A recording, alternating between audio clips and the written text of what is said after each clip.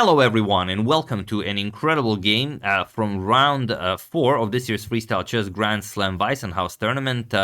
Vladimir Fedoseev versus Magnus Carlsen, and it's a game that is really weird. The title, of course, is a joke, as there are no openings here. This is official random, but still, you know, I guess we could say first 10 moves of the game are the opening phase of the game, because theoretically it is possible to memorize all of the positions and then even openings, you know, for those positions. I mean, it's just that people are lazy. No one is going to do that, but it is possible.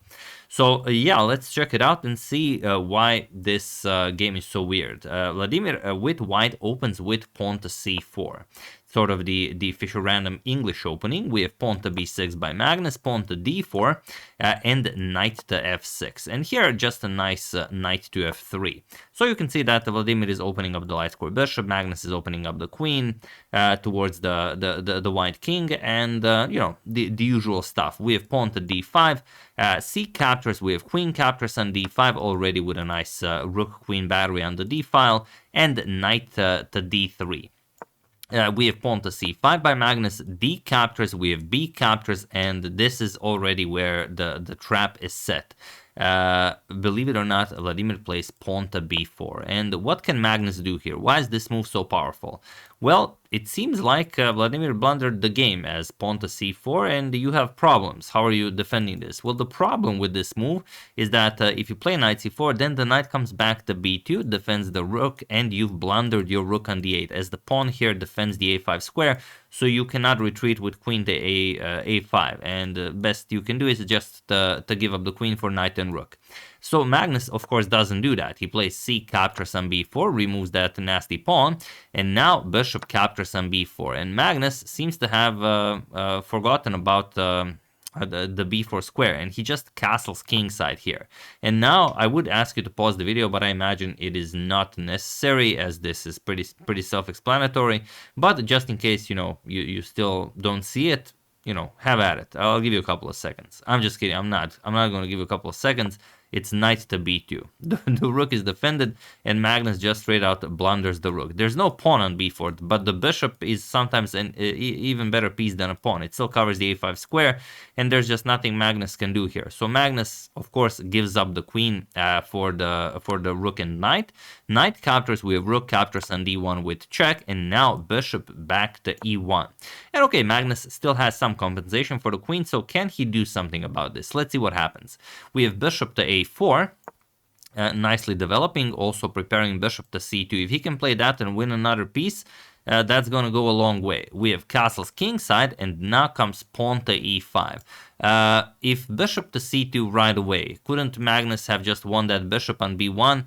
Well, he could have, but then comes bishop to d2. And all of a sudden, the rook on f1 is also defending the bishop here. So not really. So after this castles, we have pawn to e5, going after the knight on e4, queen to b2, now tagging the bishop on b8, and pawn to e4. Magnus offering to trade pieces, but Vladimir says there's no reason to do that. Just knight back to d2, and the rook on d1 is somewhat trapped. We have knight to b6 entering the game, and also the bishop is now nicely defended. Knight captures on e4, we have knight captures on e4, and bishop captures on e4. We have rook to e8, and bishop back to d3. We have bishop to e5 by Magnus, attacking the queen, and bishop to c3 now. Not just blocking the bishop, but also going after the rook on d1. And with this move, Vladimir basically gets rid of any attackers that Magnus might have used to annoy his king. So okay, bishop captures on c3, we have queen captures, and now comes rook to c8, and Vladimir is winning here, but only if he moves his queen to a proper square. You can't just move the queen anywhere, otherwise you're going to be in trouble. And again, I could ask you to pause the video, but I imagine you guys are way too strong for such a position. Of course, Vladimir played queen to b2. He could have also played queen to a3. It is important to just keep an eye on that c1 square. Otherwise, Magnus would just double up here, and then it is Vladimir who has issues here.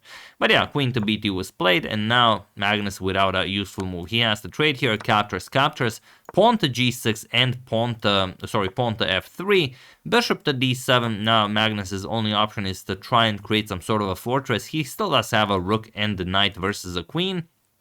So pawn to g4, bishop to e6, and now pawn to h4. If you can get the pawn all the way to h6, then that's as good as winning. There's no getting away from that. So rook to c5 here, and queen to a3, attacking the rook and the pawn on a7. We have rook to c7 defending, and now king to f2, getting the king to a slightly safer square before finishing the job. We have knight to d5.